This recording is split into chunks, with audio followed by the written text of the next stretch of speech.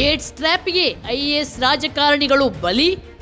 ಮುನಿರತ್ನ ಬಲಿಗೆ ಬಿದ್ದವರ ಗತಿ ಏನು? ಥೂ, ರಾಜಕಾರಣಿಗಳು ಇಷ್ಟೊಂದು ಕೀಳು ಕ್ರೂರ ಮಟ್ಟಕ್ಕೆ ಇಳಿಬಾರದು. ಇಂಥ ನೀಚ ಮನೋಸ್ಥಿತಿಯ ರಾಜಕಾರಣಿಗಳನ್ನು ನಾಯಕರನ್ನಾಗಿ ಆಯ್ಕೆ ಮಾಡುವ ಮತದಾರರ ಮನೋಸ್ಥಿತಿಯ ಬಗ್ಗೆ ಈಗ ಅನುಮಾನ ಮೂಡಿದೆ.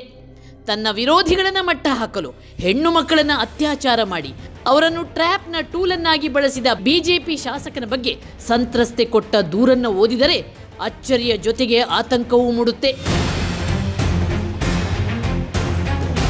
ದೂರುದಾರೆ ಬಿಚ್ಚಿಟ್ಟ ಭಯಾನಕ ಅಂಶ.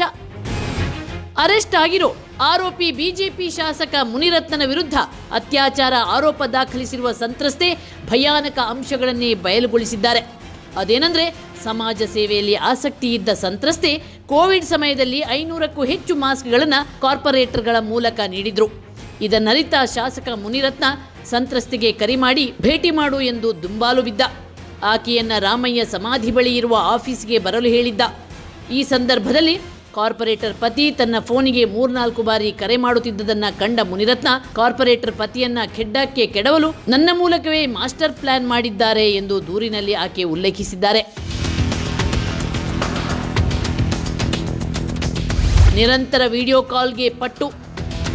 ಮುನಿರತ್ನ ಜೊತೆಗಿನ ಸಂತ್ರಸ್ತೆಯ ಸಂಪರ್ಕ ಸ್ನೇಹಕ್ಕೆ ತಿರುಗಿತು. ಆಗಾಗ ವಿಡಿಯೋ ಕಾಲ್ ಮಾಡಿ ನಗ್ನ ದೇಹ ತೋರಿಸು, ಸ್ನಾನಕ್ಕೆ ಹೋದಾಗ ವಿಡಿಯೋ ಕಾಲ್ ಮಾಡು ಎಂದು ಪಟ್ಟು ಹಿಡಿಯುತ್ತಿದ್ದನಂತೆ. ಒಂದು ದಿನ ಮುನಿರತ್ನ ಗೋಡೌನ್ ಬಳಿ ತನ್ನನ್ನು ಕರೆಸಿಕೊಂಡ. ಆ ಸಂದರ್ಭದಲ್ಲಿ ನನ್ನನ್ನು ಬಲವಂತವಾಗಿ ತಬ್ಬಿಕೊಂಡ. ನಾನು ದೂರ ಸರಿದಾಗ ಆತ ರಾಜಕೀಯದಲ್ಲಿ ಇದೆಲ್ಲ ಕಾಮನ್, ಲೀಡರ್ ಆಗಬೇಕಾದ್ರೆ ಇದನ್ನೆಲ್ಲ ಸಹಿಸಬೇಕು ಅಂತ ಹೇಳ್ದ. ಆ ಬಳಿಕ ಕಾಮುಕನಂತೆ ವರ್ತಿಸಿ ನನ್ನನ್ನು ಅತ್ಯಾಚಾರ ಮಾಡಿದ ಎಂದು ದೂರುದಾರೆ ದೂರಿನಲ್ಲಿ ತಿಳಿಸಿದ್ದಾರೆ. ಗೋಡೌನ್ನಲ್ಲಿ ರಹಸ್ಯ ಕ್ಯಾಮೆರಾ. ಗೋಡೌನ್ನಲ್ಲಿ ತನ್ನನ್ನು ಅತ್ಯಾಚಾರ ಮಾಡಿದ ಬಳಿಕ ಇಲ್ಲಿ ನಡೆದದ್ದೆಲ್ಲ ರೆಕಾರ್ಡ್ ಆಗಿದೆ, ನೀನು ಒಮ್ಮೆ ನೋಡು ಎಂದು ದೊಡ್ಡ ಟಿವಿಯಲ್ಲಿ ಹಾಕಿ ತೋರಿಸಿದ.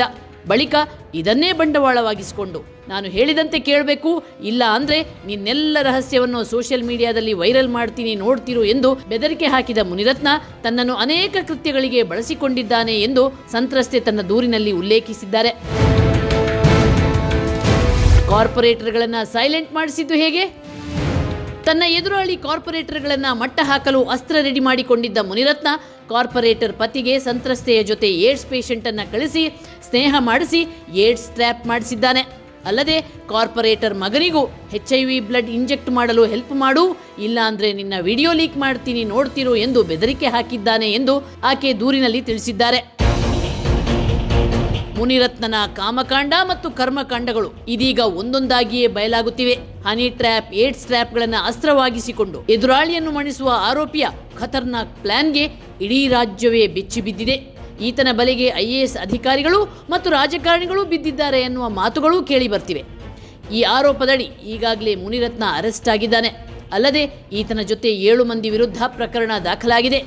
ಇಂಥ ಕೀಳು ಮಟ್ಟದ ರಾಜಕೀಯ ನಮ್ಮ ರಾಜ್ಯದಲ್ಲಿ ನಡೆಯುತ್ತಿರೋದು ನಿಜವಾಗ್ಲೂ ಶೋಚನೀಯ. ವೀರಸ್ವಾಮಿ ಎಂ, ವಿಜಯ ಟೈಮ್ಸ್, ಬೆಂಗಳೂರು.